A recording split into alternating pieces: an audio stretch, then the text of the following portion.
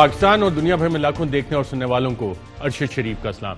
ناظرین، آج پروگرام میں آپ کو بتائیں گے کہ بڑے بڑے جو امیر لوگ ہوتے ہیں وہ اپنا پیسہ چھپاتے کیسے ہیں، اور اس پیسہ چھپانے کے طریقے کیا ہیں کہ نہ آپ ایف بی آر کی نظر میں آئیں، نہ کوئی آپ سے پوچھ سکے، پھر آپ یہ دعوے بھی کر سکیں کہ ایک ڈھیلے کی کرپشن نہیں کی اور ایک ڈھیلے کی کرپشن آپ ثابت کریں۔ اور ایف آئی اے نے اس حوالے سے جو ایک بڑا کام کیا ہے، پہلی دفعہ ملکی تاریخ میں ایک ایسا وائٹ کالر کرائم پکڑا ہے جس میں کہ آپ کو ای میل ریکارڈ بھی نظر آتا ہے، بینکنگ ٹرانزیکشن بھی نظر آتی ہیں، جو لوگ یہ کارروائی ڈال رہے تھے ان کے بیانات بھی نظر آتے ہیں، اور حیران کن طور پہ ایک صاحب جو کہ اللہ میاں کو پیارے ہو گئے، ان کا اکاؤنٹ بھی بعد میں چلایا جا رہا تھا۔ ایک بیچارہ غریب کسان، گنے کا کاشتکار، اس کو پتہ ہی نہیں کہ اس کے اکاؤنٹ میں 1.55 ارب روپے کے ٹرانزیکشنز آ گئی ہیں، پیسے اس کے اکاؤنٹ کون چلا رہا ہے، کس طرح سے چلا رہا ہے۔ یہ وہ کہانی ہے جو کہ آج ہم آپ کو باقاعدہ طور پہ ان دستاویزات کے ذریعے سے دکھائیں گے جو ایف آئی اے کی تحقیقات میں اب تک سامنے آئے، اور ایف آئی اے نے اس حوالے سے ایف آئی آر بھی کر دی ہے، اور جب یہ ساری چیزیں سامنے آئیں گی اور جس طرح سے انویسٹیگیشن آگے چلے گی، آپ خود حیران ہو جائیں گے کہ یار ایک تو وہ 7 ارب کا ٹی ٹی سکینڈل الگ، یہ 25 ارب روپے کا گھوٹالا کیا ہے، اور صاحب یہ 25 ارب روپے اب جسٹیفائی کیسے کرنے۔ نہ صرف یہ آپ کو چند ای میلیں ایسی دکھائیں گے جس میں آپ کو پتہ لگے گا کہ جن صاحبان سے یہ کہتے رہے کہ ہمارا تعلق ہی نہیں، ہم تو جانتے ہی نہیں، ان کے ساتھ پیسے کہیں دبئی بھیجے جا رہے ہیں، پھر لندن تک شہباز شریف صاحب کے لیے پاؤنڈز کیسے ٹرانسفر ہو رہے ہیں، کون انسٹرکشنز اس حوالے سے دے رہا ہے، پھر بینک کے مینیجرز کا اس میں کیا کردار ہے، کیا بینک کے مینیجرز بھی ان کے ساتھ ملے ہوئے تھے؟ چلیں بینک کے مینیجرز تو چھوڑے، بڑے بڑے بینکوں کے مالکان جب ملے ہوں تو بیچارے بینک مینیجر کی کیا مجال ہے کہ کوئی انکار کر سکے، کیونکہ یہ سارے کام اوپر لیول پہ چل کے پھر بیچارے نیچے تو ایگزیکیوشنرز ہوتے ہیں جنہوں نے ایگزیکیوٹ کرنا ہوتا ہے۔ تو یہ گورکھ دھندا 25 ارب کا آج آپ کے سامنے باقاعدہ طور پہ اس کی چند بہت انتہائی اہم ایکسکلوسیو چیزیں آپ کے سامنے رکھیں گے، اور آپ کو سمجھ آئے گی کہ یہ گورکھ دھندا ہے کیا، چلتا کیسے۔ اور یہ صرف ایک کہانی نہیں ہے، یہ تمام چیزیں اس وقت سامنے آئیں جب ایف آئی اے نے جو شوگر ملز ہیں، رمضان شوگر مل اور الریبیا شوگر مل، اس کا کچھ فورنزک آڈٹ کرنا شروع کیا، اور باقی شوگر ملز کے بھی اسی طرح ایف آئی اے آڈٹ وغیرہ کر رہی ہے، اور جس شوگر مل پہ ہاتھ ڈال رہے ہیں، کیونکہ شوگر ملز کے مالکان پاکستان کے امیر ترین پولیٹیکل فیملیز ہیں، حکومتیں بنانے گرانے میں ان کا کلیدی کردار ہوتا ہے، تو جس شوگر مل پہ ہاتھ ڈال رہے ہیں وہاں پہ اسی طرح کے کھاتے نظر آ رہے ہیں۔ تو یہ جو آپ کو بڑی بڑی عیاشیاں نظر آتی ہیں، یہ ایسے ہی نہیں ہو جاتی، اس کے لیے دماغ لڑانا پڑتا ہے جو آپ کے اور میرے پاس اس وائٹ کالر کرائم کو ایون کنسیو کرنے کا دماغ بھی نہیں ہے۔ لیکن hats off to F I A officials who have unearthed this white collar crime, mega white collar crime of rupees 25 billion۔ آج ناظرین کچھ بات کر لیں کرونا وائرس کی، کیونکہ جو دوسری لہر کرونا وائرس کی آئی ہے پاکستان میں وہ انتہائی ڈیڈلی ہے، انتہائی خطرناک ہے، اور اسلام آباد ہائی کورٹ کے آنریبل چیف جسٹس اطہر من اللہ صاحب، جن کی ایک باقاعدہ ریپوٹیشن ہے کہ ہیومن رائٹس کیسز میں خاص طور پہ عوام کے جو فنڈامنٹل رائٹس ہیں ان کا دفاع کرتے ہیں، آج انہوں نے پاکستان کے شہریوں کا جو زندگی کا حق ہے اس حوالے سے ایک انتہائی اہم فیصلہ دیا کرونا وائرس کے حوالے سے۔ اور اس حوالے سے جو انہوں نے فیصلہ لکھا اس میں انہوں نے بتایا کہ جو پبلک فنکشنریز ہیں اور جو خاص طور پہ انٹائر نیشنل لیڈرشپ، جو قومی قیادت ہے، اس کی ایک انتہائی اہم ذمہ داری ہے، اور وہ ذمہ داری ہے کہ لوگوں کو آگاہ کریں کہ جناب یہ جو کرونا وائرس ہے اس سے بچنا کیسے ہے، اور اس حوالے سے جو national command and operation centre اور این سی سی نیشنل کوارڈینیشن کمیٹی جو بھی اقدامات لے رہی ہے، جو بھی فیصلے کر رہی ہے، وہ آپ کی زندگی بچانے کی خاطر کر رہی ہیں، اور کیونکہ قومی لیڈرشپ کو لوگ فالو کرتے ہیں، ان کی بنیادی ذمہ داری ہے کہ لوگوں کو یہ بتائیں کہ کس طرح سے اس بیماری کو روکنا ہے، کیونکہ جس طرح سے یہ سیکنڈ ڈیڈلی ویو آئی ہے، اس کا اگلا وکٹم کوئی بھی ہو سکتا ہے، کوئی بھی اس کا شکار ہو سکتا ہے۔ آج شاید کوئی اور ہے تو کل آپ، یا خدا نہ خواستہ آپ ہو سکتے ہیں، خدا نہ خواستہ میں اس کا شکار ہو سکتا ہوں۔ تو اس سے بچنے کے لیے آنریبل چیف جسٹس اطہر من اللہ صاحب نے کہا ہے کہ ان قومی قیادت کا ایک انتہائی اہم کردار ہے۔ ساتھ ساتھ انہوں نے یہ بھی بتایا اپنی ججمنٹ کے پیراگراف نمبر 5 میں کہ جو دوسری لہر آئی ہے یہ کس حوالے سے زیادہ خطرناک ہے، اور اس میں انہوں نے حوالہ بھی دیا ہے کہ پشاور ہائی کورٹ کے آنریبل چیف جسٹس وقار سیٹھ صاحب اسی کرونا وائرس کی سیکنڈ ڈیڈلی ویو کی وجہ سے شہید ہو گئے، اللہ کو پیارے ہو گئے۔ اور ساتھ انہوں نے یہ بھی کہا ہے کہ جو کمیٹی فیصلے کرتی ہے، این سی سی فیصلے کرتی ہے، جو بھی اقدامات کا اعلان کرتی ہے، وہ ہر شہری کا جو زندگی کا بنیادی حق ہے اس حوالے سے آرٹیکل 9 میں کانسٹیٹیوشن کے جو دیا گیا ہے اس پہ عمل کرنا انتہائی اہم ہے. جہاں ایک طرف آپ کے رائٹس ہیں تو وہاں آپ کی ذمہ داریاں بھی ہیں, ڈیوٹیز بھی ہیں جو باقی شہریوں کی زندگی بچانے کے لیے انتہائی اہم ہے. نہ صرف یہ, انہوں نے جو جیلوں میں ہمارے اوور کراؤڈنگ ہے, بہت زیادہ جگہ کم ہے, قیدی جیلوں میں زیادہ ہے, تو اس حوالے سے انہوں نے یہ بھی کہا ہے کہ این سی سی اور این سی او سی کو دیکھنا چاہیے کہ جناب اس حوالے سے کیا کیا جا سکتا ہے. اور جو انمیٹس ہیں, جو جیلوں میں قید ہیں لوگ, اور بہت سے اس میں سے انڈر ٹرائل پرزنرز ہیں جن کی ابھی سزائیں نہیں ہوئی, تو ان کا جو زندگی کا حق ہے اسے بھی کسی نہ کسی طرح سے محفوظ کرنے کے لیے اہم اقدامات کیے جائیں. اور اسی ججمنٹ کا جو آج آئی ہے پیراگراف نمبر 10 سب سے زیادہ انتہائی اہم ہے. اور اس پیراگراف نمبر 10 میں آنریبل چیف جسٹس اسلام آباد ہائی کورٹ اطہر من اللہ صاحب کہتے ہیں کہ جتنی بھی پہلے باتیں ہوئیں اس میں یہ چیز بہت اہم ہے کہ جو این سی سی ہے, نیشنل کوارڈینیشن کمیٹی, اس کے جو فیصلے ہیں وہ سب کے اوپر اس کا عمل کرنا ضروری ہے, بائنڈنگ ہے, اور یہ کسی بھی جوڈیشل فورم پہ اس سے چیلنج نہیں کیا جا سکتا. انتہائی اہم فیصلہ اسلام آباد ہائی کورٹ کے چیف جسٹس صاحب کا, اور ہر پاکستانی شہری کی پورے ملک میں یہ ذمہ داری ہے, چاہے وہ آزاد جموں کشمیر میں ہو, چاہے گلگت بلتستان میں ہو, کہیں بھی ہو, ملک کے کسی بھی حصے میں ہو, کہ وہ نیشنل کوارڈینیشن کمیٹی کے فیصلوں پہ عمل درآمد کرنے کے لیے اپنی شہری ذمہ داریاں پوری کریں, اس پہ عمل درآمد کریں. اور ساتھ ایک اور جو امپورٹنٹ ڈائریکشن اس حوالے سے آئی کہ اگر این سی سی کی ان ہدایات کی کوئی بھی وائلیشن ہوتی ہے تو اس حوالے سے قانونی کارروائی کی جا سکتی ہے, جو کہ آپ کے خلاف سول اور کرمنل کیسز کی صورت میں پینلٹیز بھی ہو سکتی ہیں اور سول اور کرمنل کیسز بھی ہو سکتے ہیں. انتہائی اہم ججمنٹ آنریبل چیف جسٹس اسلام آباد ہائی کورٹ کی, جس کو اس حوالے سے بھی اگر دیکھا جائے کہ 300 لوگوں سے زیادہ کی گیدرنگ پہ این سی سی نے پابندی لگائی ہے, تو اب سوال یہ اٹھتا ہے کہ جو بڑے بڑے سیاسی جلسے ہو رہے کیا وہ ہو پائیں گے, اور حکومت پاکستان اب اس پہ عمل درآمد کس طرح کرے گی. نہ صرف یہ, ایک اور چیز آج میری کچھ حکومت کے ذمہ دار افسران سے بات ہو رہی تھی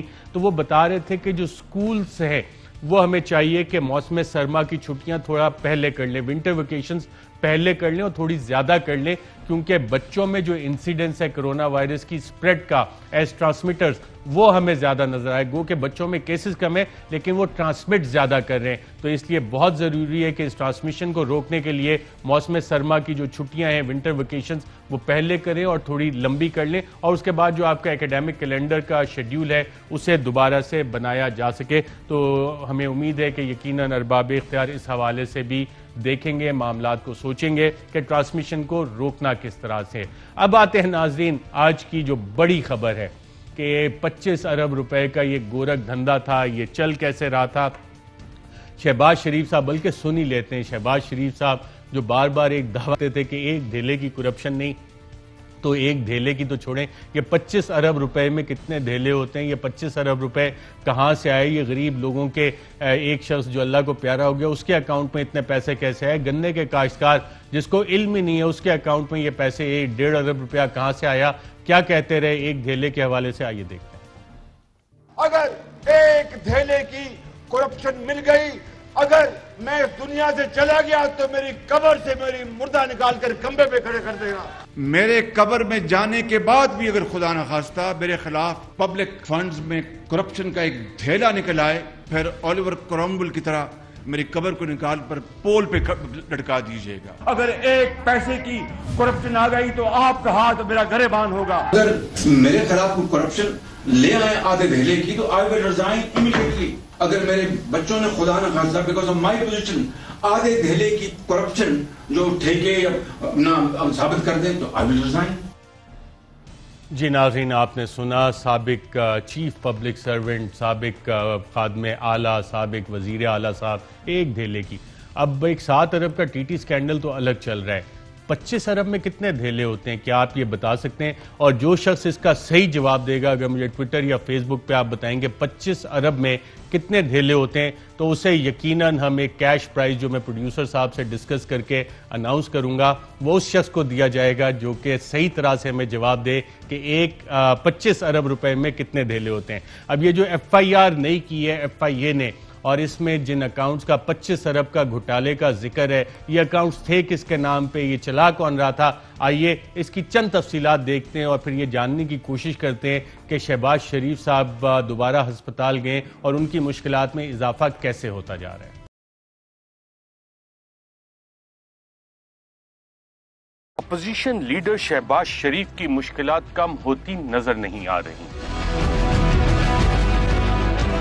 جہاں ایک طرف نیب نے ان کے خلاف ٹی ٹی سکینڈل میں بہت سے اہم ثبوت جمع کر لیے ہیں اور کیس احتساب عدالت میں ہے، وہیں ایف آئی اے نے بھی شہباز شریف کے خلاف ایک جعلی اکاؤنٹس کا نیٹ ورک پکڑنے کا دعویٰ کیا ہے۔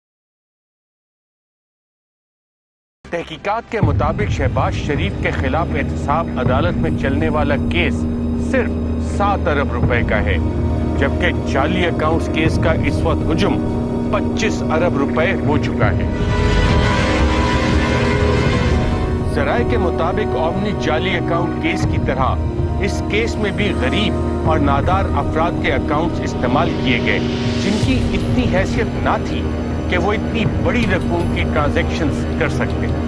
اب تک کی تحقیقات کے مطابق یہ تمام رقم کک بیکس، کمیشن، ٹیکس چوری اور سٹے کا پیسہ تھا۔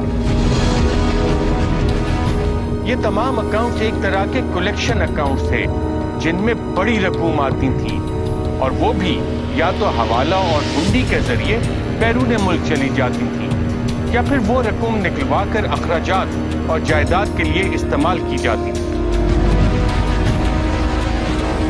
ذرائع کا یہ دعویٰ ہے کہ یہ تمام معلومات ایف آئی اے کو شوگر ملز کی تحقیقات کے دوران ملی اور اس طرح کی معلومات ایف آئی اے کو دیگر شوگر مل سے بھی ملی ہیں جہاں مختلف کیش اکاؤنٹ رکھے گئے تھے۔ اس کیس میں ایف آئی اے 14 نومبر 2020 کو عدالت میں ایک مقدمہ بھی درج کروا چکا ہے۔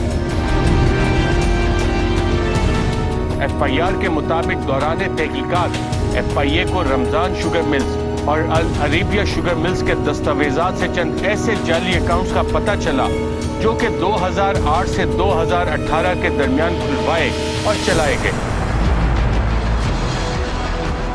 تحقیقات سے اس بات کا بھی علم ہوا کہ ان اکاؤنٹس میں کل 25 ارب سے زائد کی رقوم جمع کروائی گئیں۔ جب ان اکاؤنٹس کی تحقیقات کی گئیں تو معلوم ہوا کہ زیادہ تر اکاؤنٹس تو رمضان اور العریبیہ شوگر ملز کے کم آمدنی والے ملازمین کے ہی ہیں۔ اس کے علاوہ ایک اکاؤنٹ ایک گنے کے کسان کا بھی ملا جس کو معلوم تک نہیں تھا کہ اس کا اکاؤنٹ چلایا جا رہا ہے۔ جب ایف آئی اے نے اس سے اکاؤنٹ کی معلومات حاصل کرنے کے لیے رابطہ کیا تو وہ شخص خود بھی حیران رہ گیا کہ اس کا کوئی بینک اکاؤنٹ ہے اور اس میں اربوں روپے جمع ہوتے رہے ہیں۔ اس کی تفصیلات بعد میں بتاتے ہیں، پہلے ذرا یہ لسٹ دیکھ لیں کہ کس اکاؤنٹ میں کتنی رقم جمع کروائی گئی اور وہ اکاؤنٹ تھا کس کا۔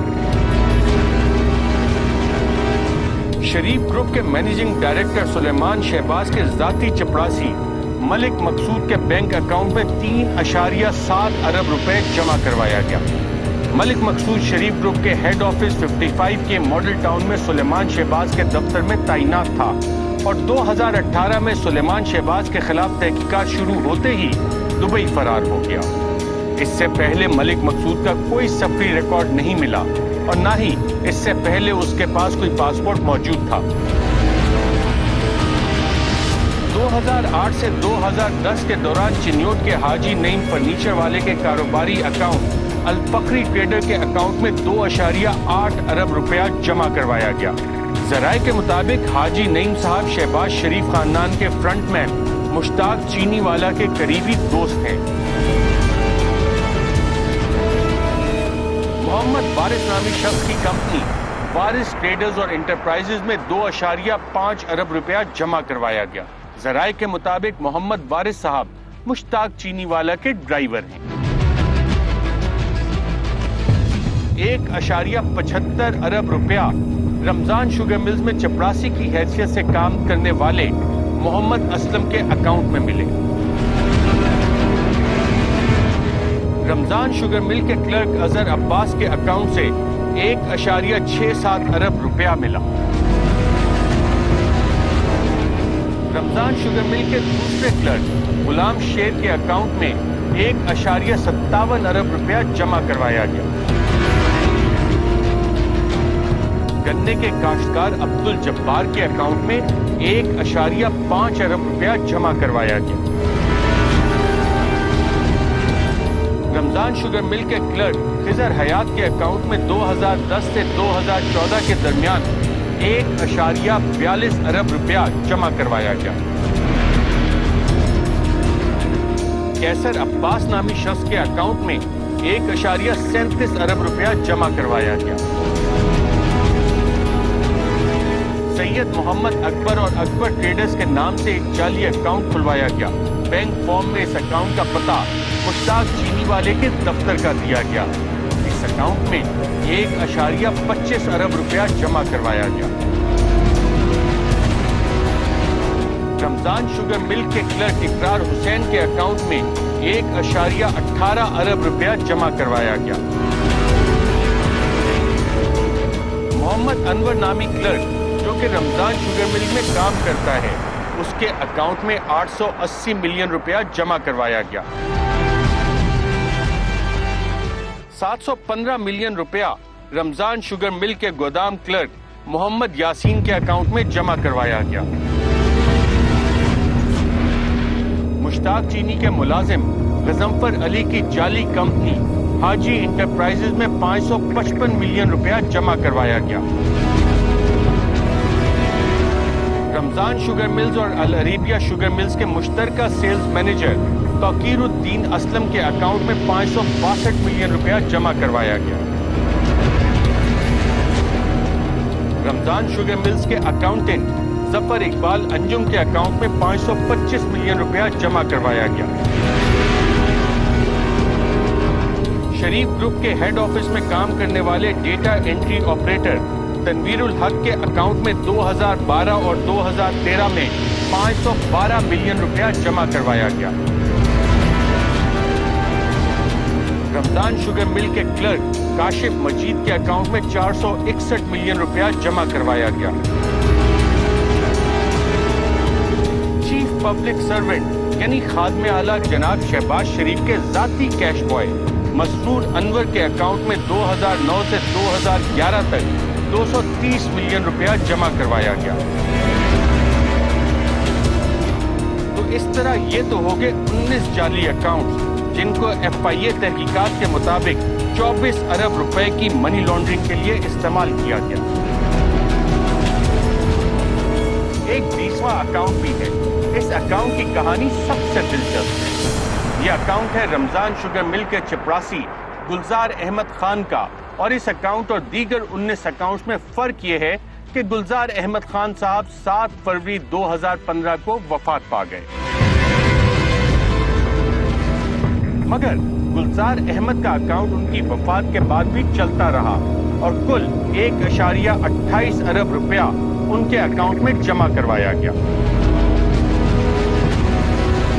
जब FIA ने इस अकाउंट की तहकीकात शुरू की और सिल्क बैंक से अकाउंट फॉर्म वगैरह हासिल किए, फिर गुलजार अहमद से राब्ता करने की कोशिश की तो मालूम हुआ कि वो तो 2015 में वफात पा चुके, जबकि अकाउंट तो आज भी चल रहा था। जराए का दावा है कि इस सारे खेल में ओमनी ग्रुप जाली अकाउंट की तरह कुछ बैंक भी शामिल थे, क्योंकि बैंकों की शमूलियत और मदद के बगैर ये खेल इतनी आसानी से खेला नहीं जा सकता। FIA ने जो FIR दर्ज कराई उसमें यह भी दर्ज है कि रमजान शुगर मिल्स और अल अरेबिया शुगर मिल्स के मुलाजमीन ये बयान दे चुके हैं कि ये तमाम अकाउंट सुलेमान शहबाज के लिए खुलवाए गए और इसकी हिदायत शरीफ ग्रुप के chief financial officer Mohammad Usman ने दी।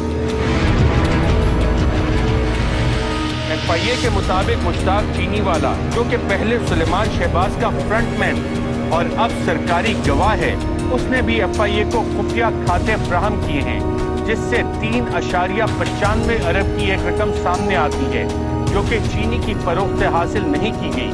और FIA के मुताबिक राज या तो शहबाज शरीफ और उनके बेटे या फिर रमजान और अल अरेबिया शुगर मिल्स के मुतल्लिका अफसरान ही खोल सकते हैं कि इतनी रकम आई कहां से।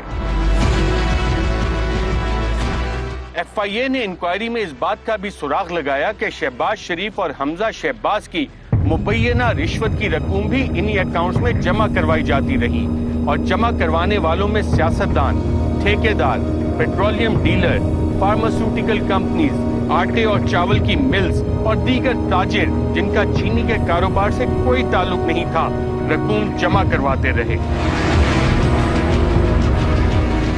یہ رقوم کیش کی صورت میں ماڈل ٹاؤن میں ہوتی، جہاں سے کیش بوائز ان کو مختلف اکاؤنٹس میں جمع کرواتے اور پھر نکلواتے یا حوالہ کر کے باہر بھیجی جاتی اور پھر وہاں سے ٹی ٹی کی صورت میں واپس آ جاتی۔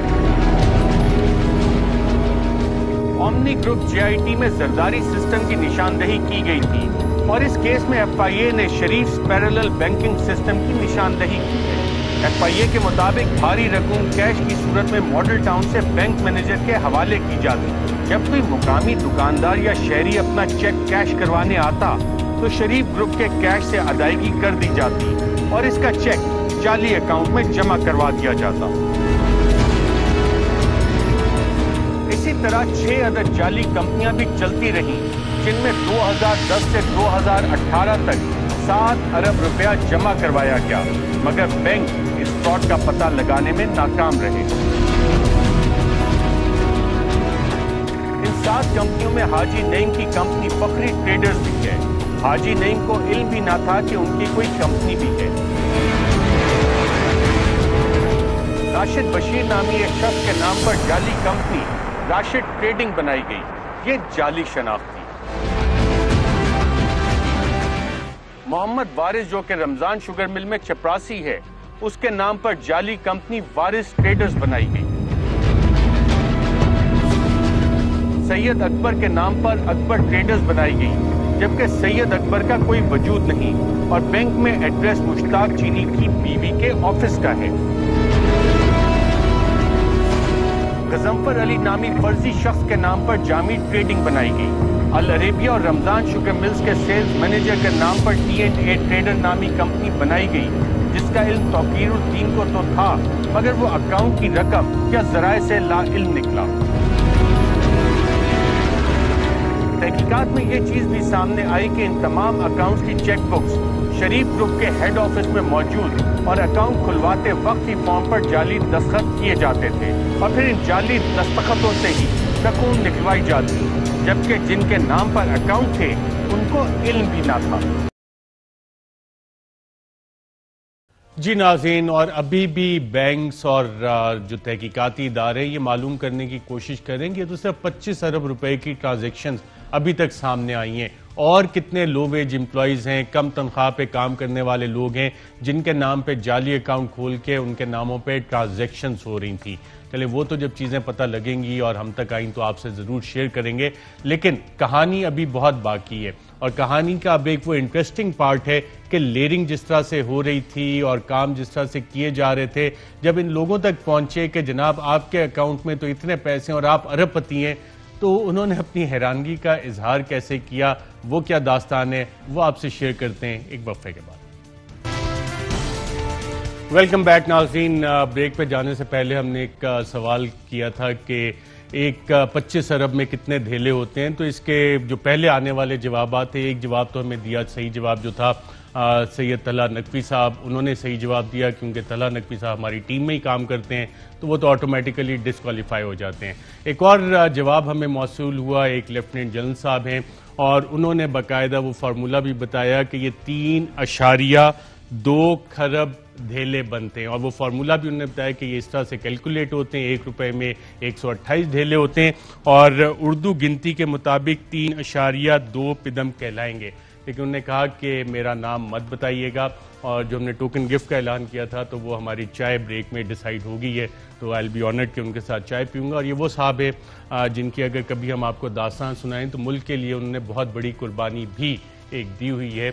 لیکن فی الحال ہم آگے چلتے ہیں اسٹوری کے مطابق کہ جو ہم آپ کو بتا رہے تھے کہ وائٹ کالر کرائم جس کو کہ ایف آئی اے نے پکڑا ہے، اس میں جب لوگوں کو ان کے بیانات لیے گئے کہ جناب آپ کے اکاؤنٹ سے یہ اتنے بلین روپے نکل رہے ہیں تو یہ کیسے، تو ان لوگوں کے بیانات کیا تھے، آئیے اس پہ ایک نظر ڈالتے ہیں۔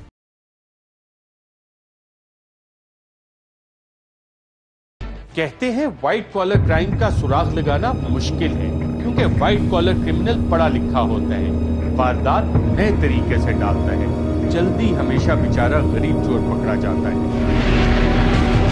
मगर इस बार एफआईए और नैब की तहकीकात से लगता है कि उन्होंने व्हाइट कॉलर क्राइम का न सिर्फ सुराग लगाया बल्कि इसको सबूत समेत पकड़ भी लिया है।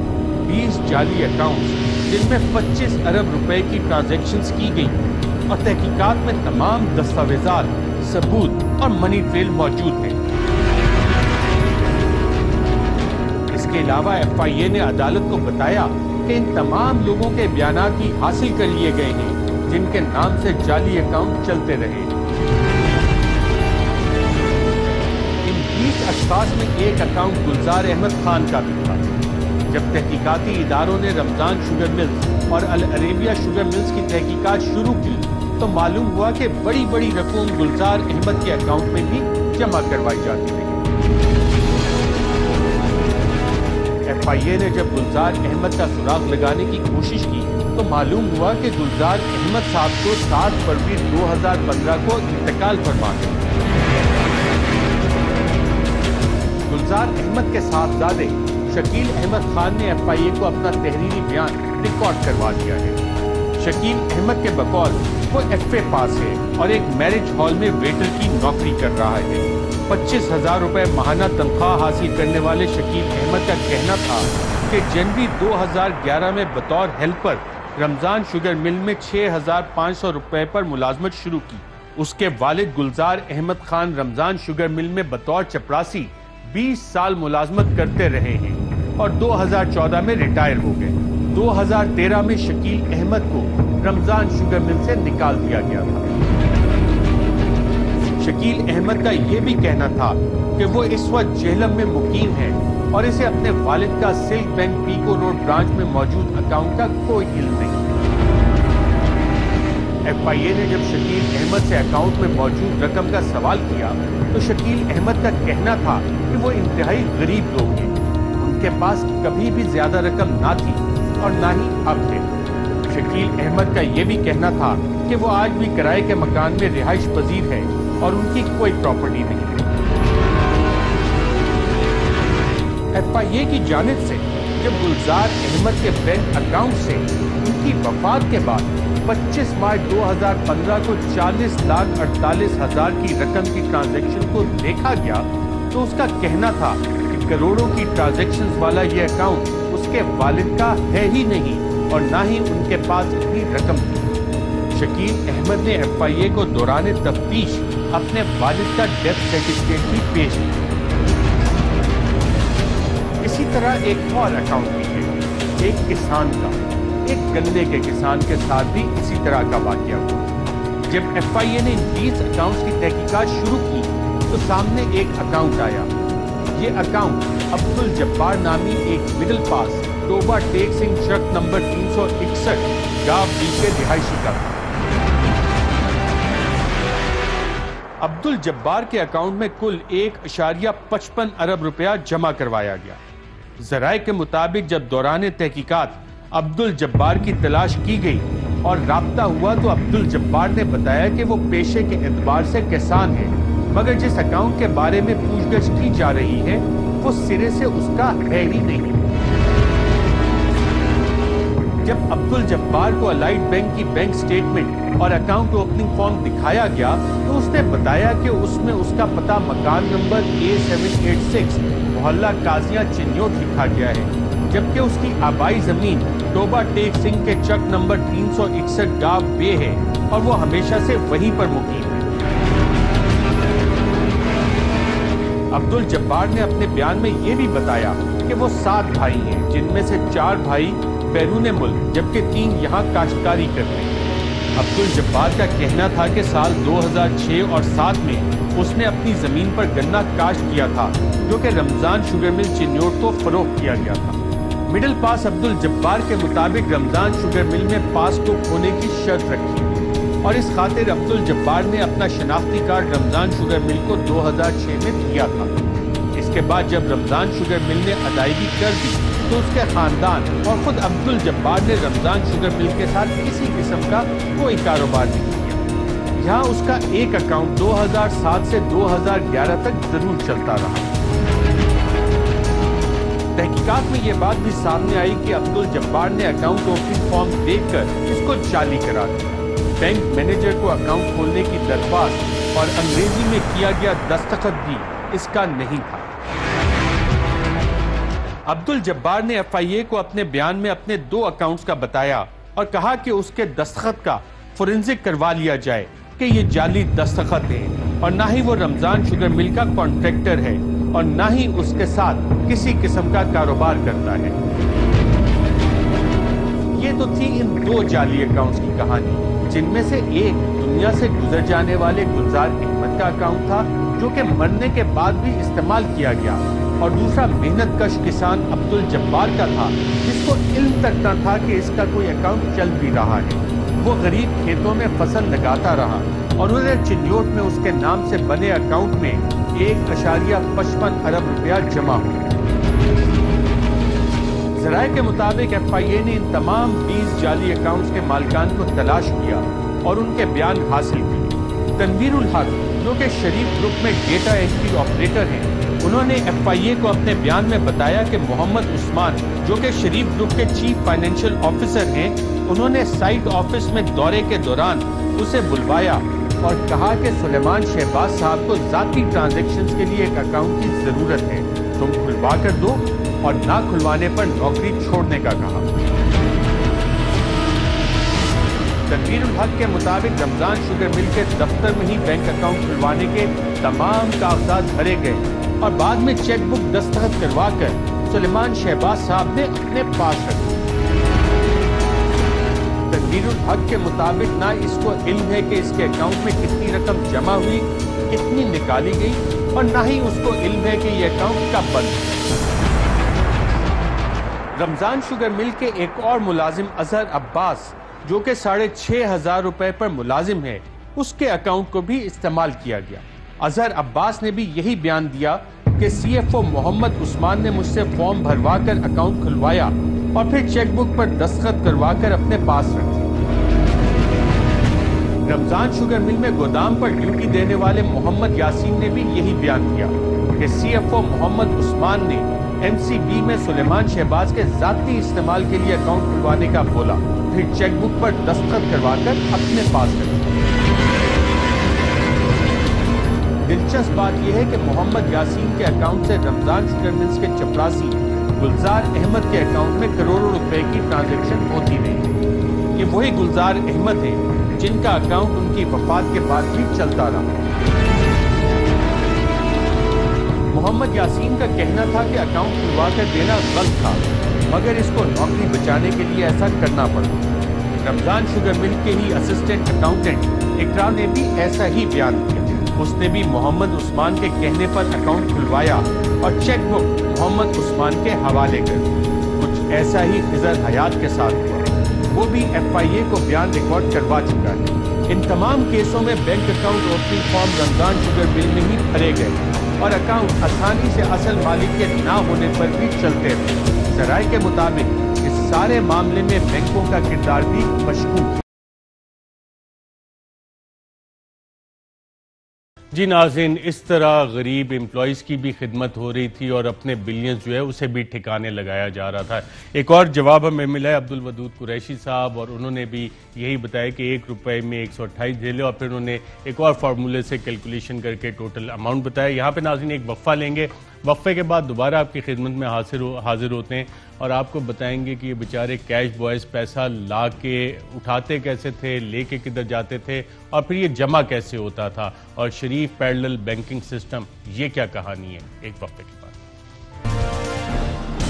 वेलकम बैक नाज़रीन। कैश बॉयज़ का भी एक इंतहाई अहम किरदार था और इनमें से एक कैश बॉय FIA के लिए वादा माफ गवाह बन गया और उसने जो अहम बयान अपना रिकॉर्ड करवाया है, जिसमें जो चीज़ें सामने आई, उससे आपको पता लगता है कि मोडस ऑपरेंडाई कैसे थी, ये धंधा चलता कैसे था। आइए इसकी चंद तफसीलात आपको दिखाते हैं।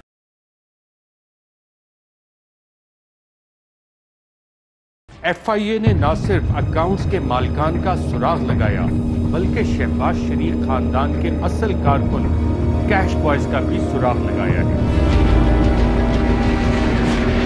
एक अहम तरीन कैश बॉय ने FIA को अपना बयान भी रिकॉर्ड करवाया। اس کیش بوائے کے بقول شریف گروپ کے ہیڈ آفس میں کیش آتا تھا، جس کو بینک میں لے جانا، شہباز شریف اور دیگر کے اکاؤنٹس میں جمع کروانا، نکلوانا وغیرہ اس کی ذمہ داریوں میں شامل تھا۔ اس کیش بوائے کے مطابق زیادہ رقم شہباز شریف کی سبز رنگ کی لینڈ کروزر میں لے کے جائی جاتی تھی اور سرکاری پولیس کا اسکارٹ بھی رقم کی حفاظت کے لیے ساتھ ہوا کرتا تھا۔ کیش بوائے کے مطابق یہ کیش کس چیز سے متعلق تھا، کہاں سے آتا تھا اور کیوں آتا تھا، اس کا علم کسی کیش بوائے کو نہ تھا۔ اس کیش بوائے نے حیرت انگیز انکشافات کرتے ہوئے یہ بھی بتایا کہ رقوم Ramzan sugar mills, Chiniot power, العریبیہ sugar mills, Sharif dairy farm, Sharif feed mill, Sharif ملک پروڈکٹ اور شریف فیملی کی دیگر چھوٹی کمپنیوں کے اکاؤنٹ میں جمع کروائی جاتی ہے۔ اس کے علاوہ یہ کیش بوائے یونیٹاس، نثار ٹریڈنگ اور مقصور اینڈ کمپنی کے اکاؤنٹ میں بھی رقوم جمع کرواتے تھے۔ کیش بوائے کے بیان کے مطابق شریف گروپ کا C F O Muhammad Usman بتاتا تھا کہ کس اکاؤنٹ میں کتنی رقم جمع کروانی ہے۔ ڈپازٹ سلپ بھی محمد عثمان ہی بنا کر دیتا تھا۔ رقوم شریف خاندان کے ذاتی اکاؤنٹ میں بھی جمع کروائی جاتی تھی۔ کیش بوائے کے بیان کے مطابق حمزہ شہباز کی طرف سے بھی رقوم آتی تھی اور یہ رقوم حمزہ شہباز کا سٹاف آفیسر رضوان قریشی لے کر آتا تھا۔ بیان کے مطابق رضوان قریشی کیش کے علاوہ چیک بھی لے کر آتا تھا اور اس کو حبیب کنسٹرکشن اور زیڈ کے نامی کمپنیوں کے چیک یاد ہیں۔ C F O Muhammad Usman کی ہدایت کے مطابق یہ چیک مختلف بینکوں میں جمع کروا دیے جاتے تھے۔ کیش بوائے نے انکشاف کیا کہ لاہور کے تقریباً تمام بینکوں کے افسران ان لوگوں کو، ان کی ٹیم کو جانتے تھے اور ان کو یہ معلوم تھا کہ یہ شہباز شریف کے قابل اعتماد ملازمین ہیں۔ جو بینک ان رقوم کی ترسیل کے لیے استعمال کیے گئے، ان میں حبیب بینک، بینک الفلاح، سلک بینک، سندھ بینک، میزان بینک شامل ہیں، جبکہ شریف خاندان کے ذاتی اکاؤنٹ جن میں رقوم جمع کرواتے رہے وہ حبیب بینک میں ہیں۔ اس کیش بوائے نے یہ بھی انکشاف کیا کہ غیر ملکی دوروں کے لیے اس کیش کو ڈالرز اور پاؤنڈز میں تبدیل کروا کر سلیمان شہباز کے گھر 96H ماڈل ٹاؤن میں بھجوایا جاتا تھا۔